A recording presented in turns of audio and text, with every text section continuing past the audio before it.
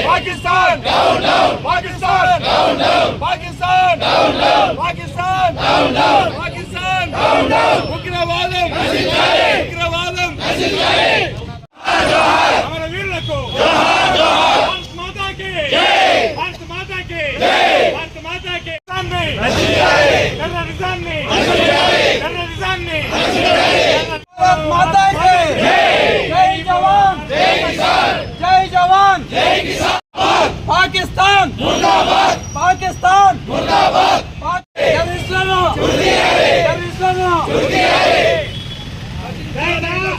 వేట మామూలుగా ఉండకూడదు. ఇంకోసారి ఇటువైపు చూడాలంటే వణుకు పుట్టాలి. వేట మామూలుగా ఉండకూడదు. ఇంకోసారి ఇటువైపు చూడాలంటే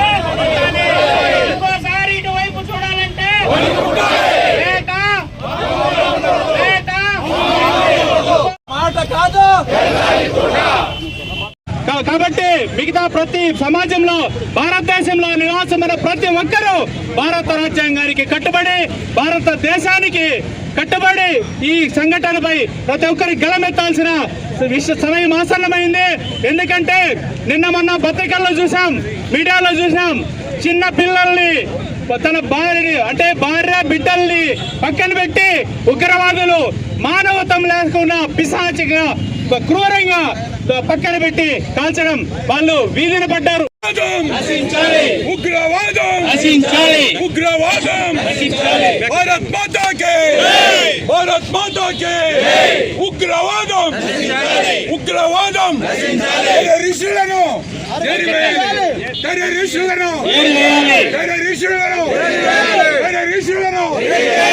భారత్ మాతాకే, భారత్ మాతాకే, భారత్ మాతాకే. ఉగ్రవాదులను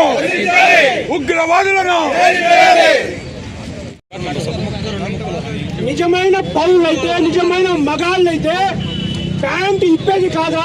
మీ ప్యాంట్ ఇప్పి చూసుకొని మీకు లోపల ఏముందో అది చూసుకున్న తర్వాత మీ అటాక్ చేయండి. కొచ్చా నా కొడుకులు గతి లేకుండా మనం హిందూ ముస్లిం ఐక్యతగా స్వతంత్రాన్ని సాధించి వాళ్ళకి భిక్షగా దేశం ఇస్తే ఆ భిక్షలో వాళ్ళు బతకకుండా ఇవాళ మా దేశం పైన దాడి చేసి మా పౌరులను చెప్పిన వాళ్ళు మగాళ్ళు అనుకుంటున్నారా? వాళ్ళు మగాళ్ళు కాదు, వాళ్ళు కొజ్జాలు.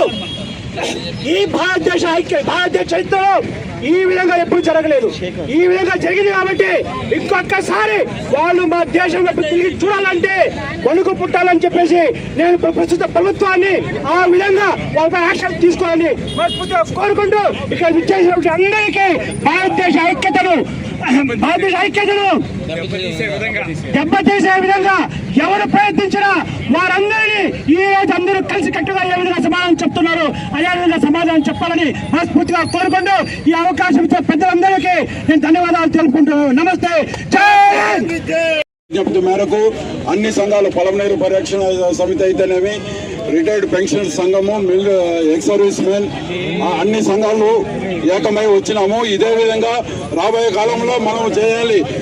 మనము పౌర హక్కుల గురించి నినాదిస్తున్నాం, కానీ పౌరుని యొక్క విధులు మనలోనే కొన్ని ఉగ్రముఖులు ఉంటాయి. దాన్ని తుట్టుముట్టించాలంటే మన పౌరుని యొక్క విధులు కూడా మనం నిర్వర్తిస్తూ మనలో ఉండే కొత్త వ్యక్తులు ఎవరు వస్తూ ఉన్నారు, ఎవరు పోతుంటారు, మనమే నిఘా వేసి సంబంధించిన అధికారులకు తెలియజేసి ఈ టెర్రరిస్టులు స్లీపర్స్ ముఠా అంటారు. ఆ స్లీపర్స్ ముఠా అక్కడ ఉగ్రవాదం ఉండే చోట ఉంటారు. ఈ మాది మనబోటి ప్రదేశాల్లో నిద్రపోతూ ఇక్కడ ఉంటారు. కాబట్టి మనం కూడా ప్రజలు అప్రమత్తమై కొత్త వ్యక్తులు ఎవరు వచ్చినా సంబంధించిన అధికారులు తెలిపించి కొత్త వ్యక్తులు వచ్చిన వాళ్ళని ఏరివేయాలి, ఇమీడియట్ గా వాళ్ళకి ఇన్ఫార్మ్ చేయాలి. టెర్రరిజం నశించాలి, వాళ్ళ అంతం చూడాలి, భారతదేశం వర్ధిల్లాలి.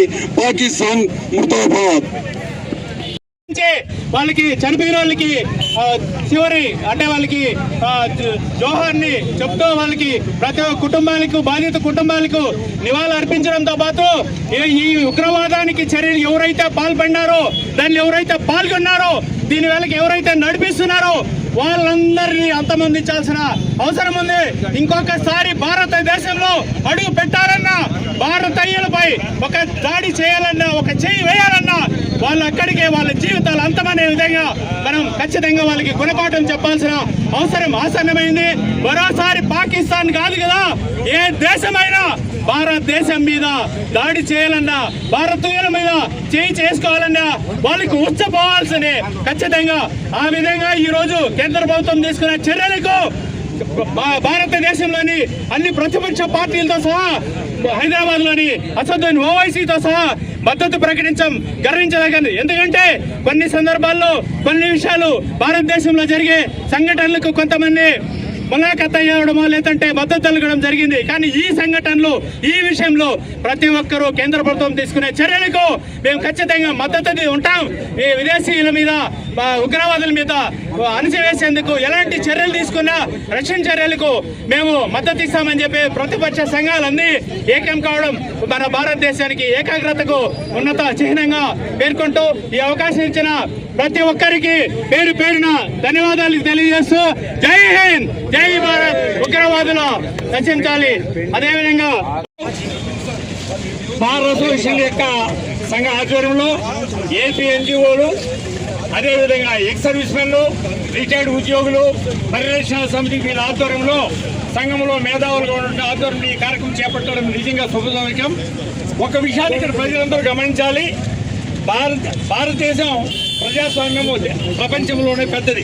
140 కోట్ల మంది జనాభా ఉన్నటువంటి ఈ దేశంలో అనేక మతాల వారు, జాతుల వారు నివసిస్తున్నారు. మన ఐక్యతను దెబ్బతీసేదాని కోసం మనలో స్వాతంత్ర పోరాటంలో పక్కకు పోయి పాకిస్తాన్ ఒకటి ఏర్పడింది. ఈ రోజు ఆ యొక్క దేశ జనాభా ఎంత అంటే 25 కోట్లు మాత్రమే. ఈ రోజు భారతదేశంలో ఉన్న 140 కోట్ల మంది అనుకుంటే ఆ దేశం చిన్నాభిన్నమయ్యేదానికి అవకాశం ఉంది. కానీ ఈ రోజు ఒకటి గమనించాలి మనం. ఇన్నాళ్ళు సంఘానికి వ్యతిరేకులుగా ఉన్నటువంటి ఉగ్రవాదులు కావచ్చు, టెర్రరిస్టులు కావచ్చు, కొంతమంది ఈ యొక్క ప్రజాపాలకుల పైన పడేవాళ్ళు. కానీ నిన్న కాశ్మీర్ లోయలో సుందరాలను వీక్షించేదానికి వెళ్ళినటువంటి పర్యాటకులు దాదాపు ఒక 70 మందిలో 26 మందిని పొట్టన పెట్టుకున్నారు. ఇంతకుముందు ఎప్పుడు ఈ యొక్క పర్యాటక ప్రదేశాల్లో ఉగ్రవాదులు కానీ టెర్రరిస్టులు కానీ చేసిన దాంట్లో కులాలని పక్కకు పెట్టి హిందువుల, మహమ్మదీయులని ఏరివేసి వాళ్ళు కలీమా చెప్పమంది అంటే ఇస్లాం మతస్థుల కింద ఒక అవిశ్వాసం అది కలీమా అనేది. ఆ పదం చెప్పినటువంటి వాళ్ళని మాత్రం పక్కకు పెట్టి మిగతా మగవాళ్ళు అయితే అందరినీ 26 మందిని కాలిస్తే ఆ బిడ్డలు ఈ యొక్క టీవీల్లో కానీ చూసినట్లయితే మీడియా సోదరులు ఒక్కసారిగానే ఆలోచించేస్తే తల్లిదండ్రులు పోగొట్టుకున్నటువంటి పిల్లలు, అదేవిధంగా భర్తలు పోగొట్టుకున్నటువంటి మహిళలు వాళ్ళ ఆర్తనాదాలు చూస్తూ ఉంటే ఎంతో శోచనీయంగా ఉంది. ఇటువంటి సందర్భంలో మన ఐక్యతను దెబ్బతీసేదాని కోసం ఆ ఉగ్రవాదుల పేరుతో పాకిస్తాన్ చేస్తున్నటువంటి చర్యల్ని కేంద్ర ప్రభుత్వం ఏ పరిస్థితుల్లో కానీ శాంతియుతం అనే పదంని పక్కకు పెట్టి వాళ్ళపైన కఠిన చర్యలు తీసుకోవాలని ఈరోజు మేము రిటైర్డ్ ఉద్యోగులు కాదు బార్ అసోసియేషన్ కాదు పల్మేరు ఉన్నటువంటి పుర ప్రజల తరఫున మేము ఈరోజు కేంద్ర ప్రభుత్వాన్ని డిమాండ్ చేస్తున్నాం. కాబట్టి వెంటనే ఈరోజు ఢిల్లీలో జరిగినటువంటి ఐక్యవేదికలో కూడా ఉన్నటువంటి అన్ని రాజకీయ సంఘాలు కూడా ఏం చేశాయంటే దీనికి మద్దతు ప్రకటించాయి. ఈరోజు ప్రభుత్వం మద్దతు ప్రకటించినటువంటి అన్ని రాజకీయ సంఘాలకు మీ యొక్క సమర్థతను చాటుకోవాలనుకుంటే వెంటనే తగు చర్యలు తీసుకోవాలని భారత ప్రభుత్వం పైన